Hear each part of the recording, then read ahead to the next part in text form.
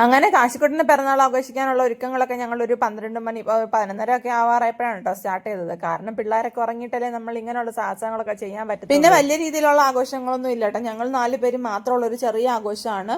അപ്പം ഫസ്റ്റ് ഒന്നാമത്തെ പിറന്നാൾ ഒരു രീതിയിലും നമ്മൾ ഒരു കേക്ക് പോലും മുറിച്ച് ആഘോഷിച്ചിട്ടില്ല. അതുകൊണ്ടാണ് ഒന്ന് ബലൂണൊക്കെ വെപ്പിച്ച് അവനെ ഒന്ന് സന്തോഷിപ്പിക്കാന്ന് വിചാരിച്ചത്. അപ്പൊ അവനെ ഉറങ്ങിക്കിടക്കുന്നവനെ എണീപ്പിച്ചു കേട്ടോ ഞങ്ങൾ രാവിലെ. പിന്നെ കുറച്ചേരം ഞങ്ങൾ എല്ലാവരോടും ബലൂണിലൊക്കെ കളിയൊക്കെ കഴിഞ്ഞിട്ട് നേരെ അമ്പലത്തിലോട്ട് പുറപ്പെട്ടു കേട്ടോ. പിന്നെ ആറന്മുള പാർത്ഥസാരഥിയെ കാണണമെന്നൊക്കെ വിചാരിച്ചിരുന്നെങ്കിലും ഞങ്ങൾ വീട്ടിൽ നിന്ന് ഇറങ്ങിയപ്പോൾ തന്നെ 9:30 ആയതുകൊണ്ട് തന്നെ അടുത്തുള്ള അമ്പലത്തിലാണ് പോയത്. ഞങ്ങൾ സ്ഥിരം പോകാറുള്ള മഹാദേവ ക്ഷേത്രത്തിലാണ് പോയത്.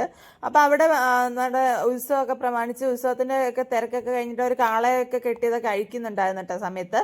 പിന്നെ ഞങ്ങൾ കുറേ നേരം അവിടെ അമ്പലത്തിൽ സ്പെൻഡ് ചെയ്തിട്ട് പിന്നെ ഫുഡൊന്നും കഴിച്ചിട്ടുണ്ടായിരുന്നില്ല. അപ്പം വീട്ടിൽ വന്നിട്ട് ഫുഡ് കഴിക്കാമെന്ന് വിചാരിച്ചിട്ട് പിന്നെ ഞങ്ങൾ നേരെ വീട്ടിലോട്ട് ഇറങ്ങാമെന്ന് വിചാരിച്ചു. പിന്നെ അവിടെ അച്ഛനും മക്കളൊക്കെ ഫോട്ടോഷൂട്ടൊക്കെ കഴിഞ്ഞിട്ട് ഞങ്ങൾ വീട്ടിലെത്തിയിട്ട് ചെറിയ സദ്യവാക്കളൊക്കെ ഒപ്പിക്കുന്നുണ്ട് കേട്ടോ. പിന്നെ ഒരുപാട് ഐറ്റം കറിയൊന്നും ഇല്ലെങ്കിലും അത്യാവശ്യം ചെറുതൊക്കെ ഞാൻ ഉണ്ടാക്കിയിട്ടുണ്ട് കേട്ടോ. പിന്നെ പെട്ടെന്ന് ഞങ്ങൾ ഫുഡൊക്കെ കഴിക്കാൻ വേണ്ടി ഇരുന്ന് ഒന്ന് ഇലയൊക്കെ ആക്കിയിട്ട് അവനൊന്ന് കൊടുക്കണമെന്ന് വിചാരിച്ചിട്ടാണ് കേട്ടോ.